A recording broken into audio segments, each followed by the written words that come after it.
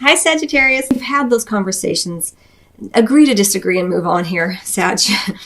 It's just not worthy of continual, focusing on the minutia of who's right, who's wrong. It's just move on. It's not worth it to continue with that. And that's how it's coming in.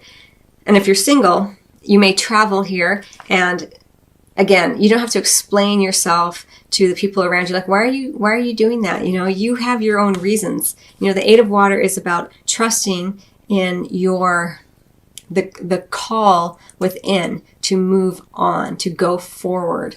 So you don't have to have those conversations with anyone, whether it be a partner, whether it be friends and family. They don't need to know.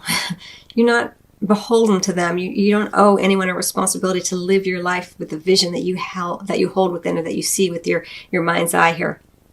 And there's an opportunity. You sense it, you feel it, and you're moving towards it. You're moving towards that, which is so beautiful, Sag.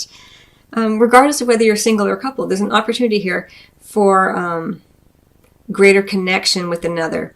Again, possibly an air sign, but with the High Priestess, certainly helpful people. The High Priestess has been known as the matchmaking card.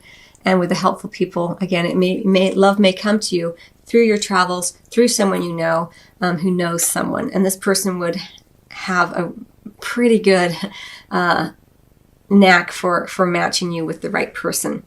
If you're coupled, it may be that there's someone helpful, could even be kind of a counselor type person, or someone that you trust who helps you overcome whatever it is the two of you have been kind of possibly battling about and overworking an issue. There's an opportunity here. And it could be that the two of you just settle in to a more helpful, supportive role with each other.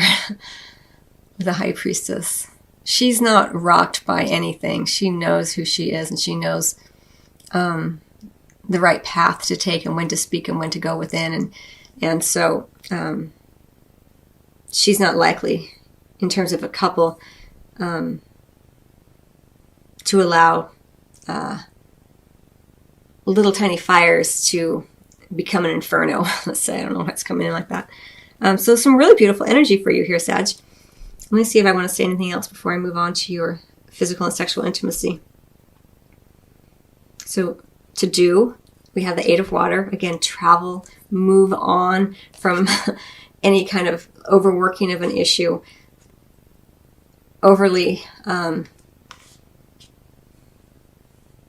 explaining yourself, what you can expect regardless. We have the helpful people. We have possibly a matchmaker, someone you know who says, hey, I have someone you might like, or blah, blah, blah. If that happens, there's an opportunity to go for it, possibly with an air sign. Again, helpful people. Lovely energy. All right, so I think that's all. It's pretty cut and dry as far as I can tell here, Sag, but let me get the other cards drawn for you. What you're meant to do or start doing or keep doing is we have the earth sign. Could be a Virgo, Capricorn, or Taurus who is involved in your life, and you are meant to definitely engage with them sexually. But it could also be you embodying this energy of being very much in control of your love life with your own practical way. Like, you take control of it. You aren't leaving anything to chance. You're the one who's very self-sufficient. You know who you are and what you want. You're not, flying off into flights of fancy. You're very grounded in terms of your carnal needs and desires, which is really, really beautiful. Or there could be an earth sign involved as well, or someone who embodies those characteristics. Lovely energy. Now, what you're meant to not do or stop doing is the Three of Swords in reverse. Again, don't be in any sort of denial of anything that's bothering you or hurting your heart, or any past heartache or current heartache.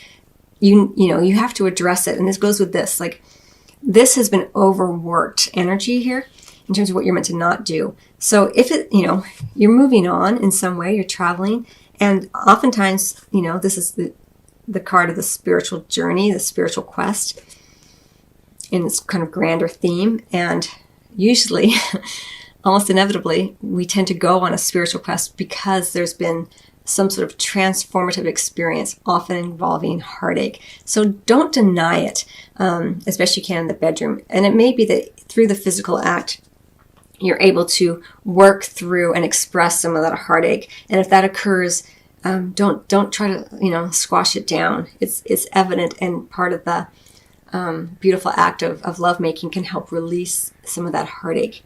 What you're meant to continue to do, what you can look forward to regardless, is the Lust card. I love this card. Certainly a card of virility, a card of passion. It is the Strength card, sex outdoors, beautiful energy for you. It's passion, but passion that's more balanced with the compassion as well.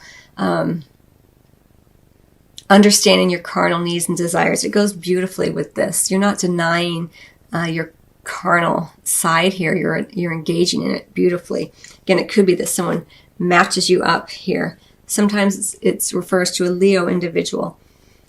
But there's certainly a focus on a lot of people here for you, Sagittarius. Helpful people, King of Air, High Priestess, possible Leo, Mother of Pentacles. And again, the Sage of Swords showing up here under the deck in terms of your physical intimacy. Again, a little bit of that denial energy here, living in denial a bit during the month of December. So it could be that the air sign that you may be involved with also exhibits this a little bit in the bedroom. Maybe the powerful connection here causes them to kind of go within a little bit. It's okay. It's not super long lasting. I don't see anything worrisome here.